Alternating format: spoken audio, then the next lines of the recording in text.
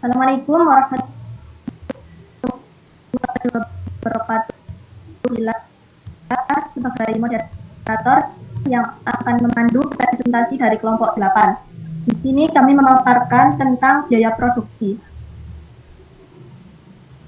yang disusun oleh Maftuhatun Najihah dengan NIM akhir 085, lalu Imroti Nabila dengan NIM akhir 100, lalu Mahsunah Ulfa dengan NIM akhir 198, dan yang terakhir yaitu Khairul Anam Fauzi dengan NIM akhir 209. Kami membuat 3 sesi dalam presentasi kali ini, yaitu sesi pertama pembukaan, yang kedua sesi pemaparan materi, dan sesi yang ketiga yaitu penutup. Sebelum memulai presentasi kali ini, marilah kita membukanya dengan doa Ummul Quran surat Al-Fatihah.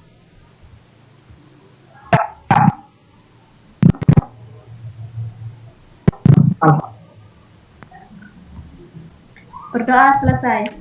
Memasuki sesi kedua, yakni sesi pemaparan materi yang akan dijelaskan oleh Mahsunah Ulfa. Kepadanya saya persilahkan.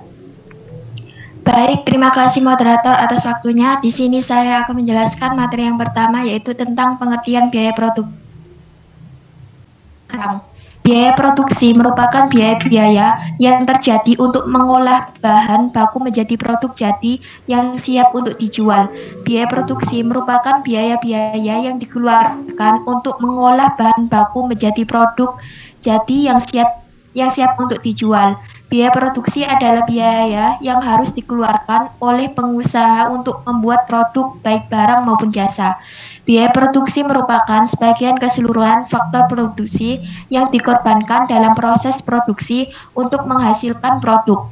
Dalam kegiatan perusahaan, biaya produksi dihitung berdasarkan jumlah produk yang siap dijual. Biaya produksi sering disebut ongkos produksi. Berdasarkan pengertian tersebut, biaya produksi adalah keseluruhan biaya yang dikeluarkan untuk menghasilkan produk hingga produk itu sampai di pasar atau sampai ke tangan konsumen.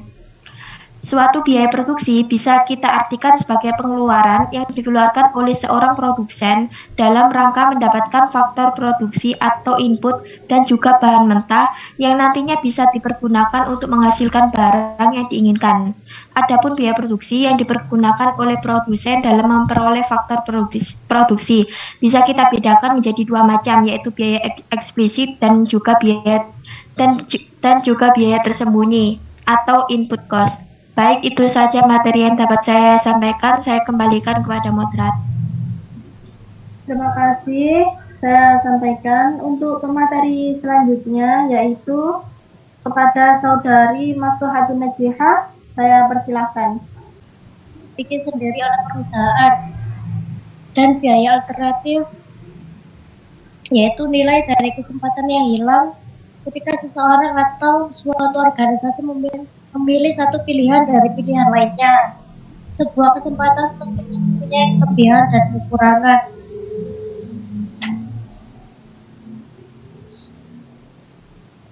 Yaitu selanjutnya ada biaya akuntansi dan biaya ekonomi.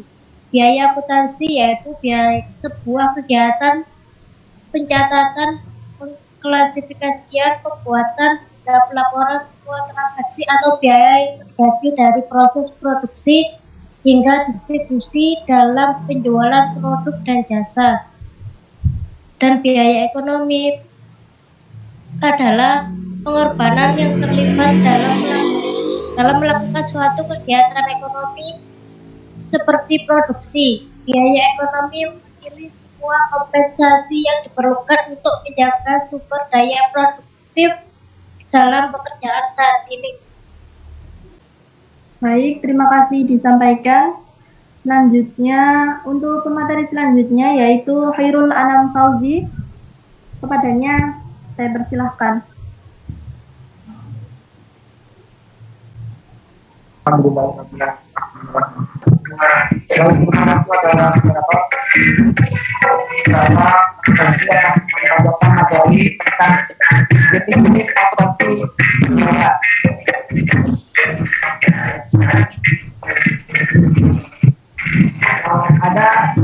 macam jenis investasi biaya. Satu, standar cost accounting, yaitu mengukur efisiensi sumber daya manusia, alat produksi hingga bahan baku produk. Yang kedua, atribusi based accounting, yaitu mengukur biaya produksi dengan biaya hasil produksi. Yang ketiga, cost profit, yaitu menentukan besaran pembiayaan jika diselaraskan dengan volume produk yang dibuat. Keempat, contribution margin, yaitu berfungsi untuk menganalisis break-even point, biaya produksi dalam jangka pendek. Biaya produksi dalam jangka pendek ada 7 macam, yaitu biaya tetap total atau total tiket cost, 2 biaya variabel total atau total variable cost, 3 biaya total atau total cost, 4 biaya marginal atau marginal cost, 5 biaya tetap rata-rata atau average tiket cost, 6 biaya variabel rata-rata atau average variable cost, 7 biaya rata-rata atau average cost. Baik, sekian dari saya kembalikan kepada moderator. Baik, terima kasih.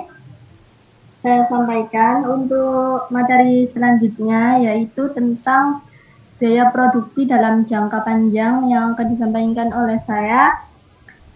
Biaya produksi jangka panjang memungkinkan produsen untuk mengubah jumlah semua input yang digunakan sehingga tidak ada input tetap. Produsen dapat menambah semua faktor produksi yang digunakannya sehingga tidak ada perbedaan antara biaya tetap dan variabel. Oleh karena itu, produsen bisa memilih kombinasi input yang paling efisien untuk memperoleh biaya terendah. Untuk memproduksi suatu produk tertentu dibutuhkan biaya tetap atau FC dan biaya total atau TC. Produk yang dihasilkan akan dijual. Untuk mendapat penerimaan, maka akan diperlukan total penerimaan penjualan produk atau total revenue. Selanjutnya yaitu skala ekonomi dan tidak ekonomi. Skala ekonomis dalam ilmu mikroekonomi merujuk kepada keuntungan biaya yang berhubungan dengan ekspansi usaha. Ada beberapa faktor yang menyebabkan rata-rata biaya produksi per unit turun saat jumlah output meningkat. Skala ekonomis adalah konsep lama dan merujuk pada pengurangan biaya per unit saat ukuran fasilitas dan tingkat penggunaan input lainnya meningkat. Sumber umum skala ekonomi adalah pembelian pemasaran atau mengalokasikan biaya iklan selama rentang yang lebih besar di pasar media output dan teknologi atau mengambil keuntungan dari hasil skala dalam fungsi produksi. Setiap faktor ini mengurangi biaya rata-rata produksi jangka panjang atau LRAJ dengan mengubah kurva biaya total rata-rata jangka pendek atau SRATJ ke bawah dan ke kanan. Skala ekonomis ini sebagian juga berasal dari belajar sambil melakukan. Yang kedua yaitu skala tidak ekonomis. Skala non-ekonomis adalah kebalikan dari skala ekonomis.